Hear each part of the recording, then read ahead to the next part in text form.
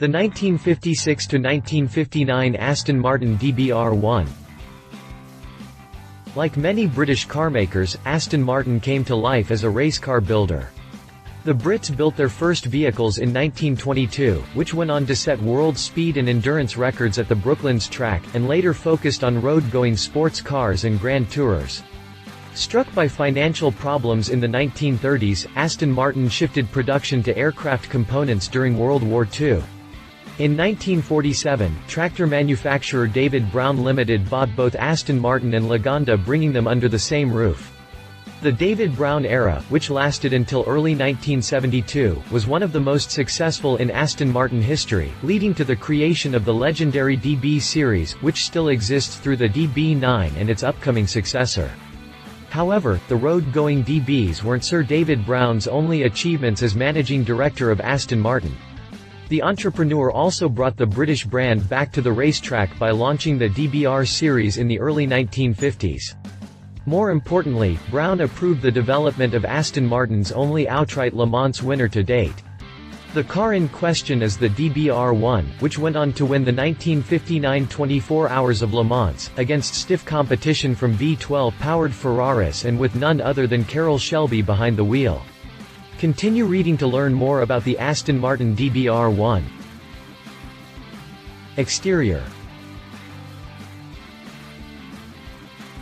The DBR1 arrived in 1956, not long after the regulations for sports car racing were changed to allow race cars that were no longer based on road-legal vehicles.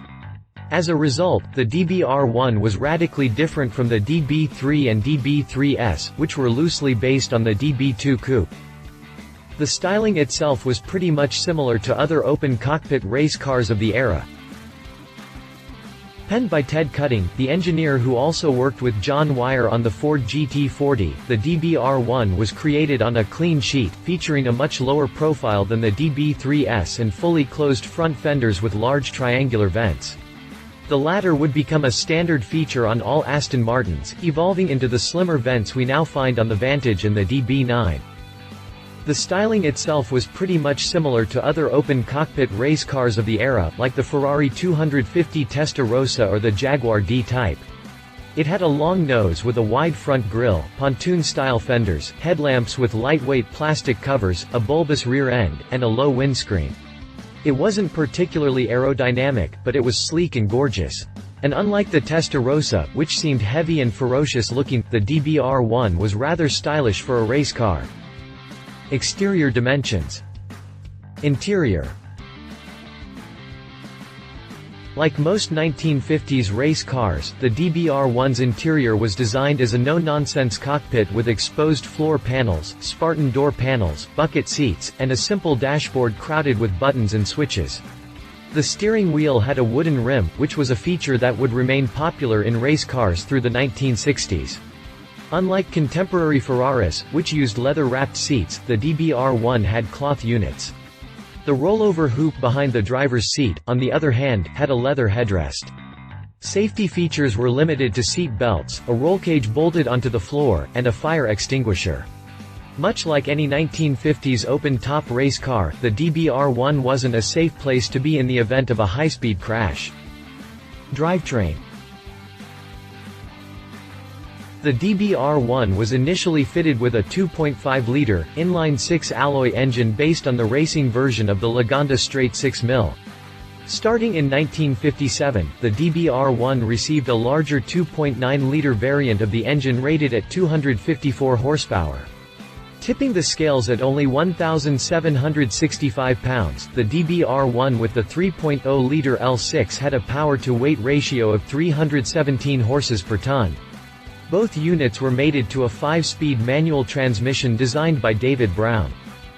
Designed by Walter Owen Bentley in the early 1940s, the Lagonda 6-cylinder was first used by Aston Martin in 1950 in the DB2.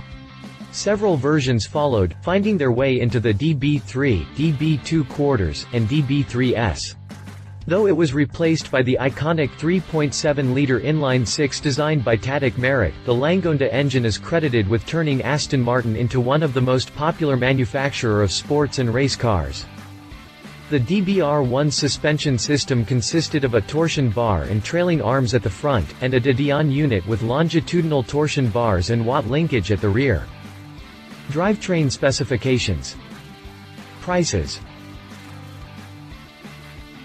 Aston Martin built 5 DBR1s between 1956 and 1959 and none of them were sold to the public. However, when David Brown decided to withdraw the brand from sportscar racing to focus on Formula One, 4 cars were sold off to privateers. How much those privateers paid for the race cars remains unknown. Nowadays, the surviving DBR1s, which are either in museums or private collections, are estimated to worth millions of dollars. In 2012, chassis DBR1 half-driven by Carroll Shelby and Roy Salvadori to victory at Le Mans was put up for sale for £20 million, about $30.6 million as of October 2015. Racing career. The DBR1 made its racing debut at the 1956 24 Hours of Le Mans. Driven by Tony Brooks and Reg Parnell, the 2.5-liter powered DBR1 retired due to gearbox failure during the race's final lap. In 1957, the race car made a full debut in World Sportscar Championship. After scoring second places at the British Empire Trophy and Sussex Trophy at Goodwood with the 2.5-liter engine, the upgraded 3.0-liter car took its first win at the Spa-Francorchamps. Its first major victory came at the 1,000 kilometers of Nürburgring. At the 1957 24 Hours of Le Mans, both DBR1s fielded by David Brown failed to finish. The Brits had a poor start in the 1958 season, with the DBR1 retiring from gearbox failures at both the 12 Hours of Sebring and the Targa Florio. However, Aston did manage to win at the Nürburgring again and score a 1-2-3 finish at the Tourist Trophy. The DBR1's Le Mans campaign was once again unsuccessful, with all 3 cars failing to finish. But, despite failing to score points in 4 events, Aston Martin took second place in the Constructors' Championship behind Ferrari. The DBR1 was entered in 73 races, scoring 9 outright wins. Aston Martin returned to the track in 1959 with 2 more chassis, now being able to use up to 4 cars. The sole DBR1 entry failed to finish at the 12 Hours of Sebring, but the Brits made a comeback at the 1,000 kilometers of Nürburgring by winning the race for the 3rd consecutive time. The DBR1's most resounding success came at Le Mans, where Carroll Shelby and Roy Salvadori took the checkered flag ahead of teammates Maurice Trintignant and Paul Frère, defeating a pack of Ferrari 250 GTs by more than 25 laps. The DBR1 went on to win the final round at Goodwood and secure the championship over Ferrari, as well as Aston Martin. Even though the company withdrew from sports car racing at the end of 1959, the DBR1 continued to race in privateer hands until 1962, appearing at Le Mans in both 1960 and 1961. Overall, the DBR1 was entered in 73 races, scoring 9 outright wins. Notable drivers included Roy Salvadori, Tony Brooks, Sterling Moss, Graham Whitehead, Carroll Shelby, Jim Clark, and Jack Brabham. Competition. Ferrari 250 Testarossa. The 250 Testarossa was introduced in 1957 and was the DBR1's main competitor that year. Raced in the same class, the Ferrari had a 3.0-liter V12 under the hood, mated to a 4-speed manual transmission.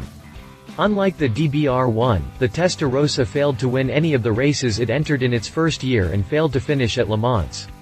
In 1958, however, the Ferrari had a tremendous season, securing wins at Le Mans, 1,000 km Buenos Aires, 12 Hours of Sebring, and Targa Florio, among other non-championship events.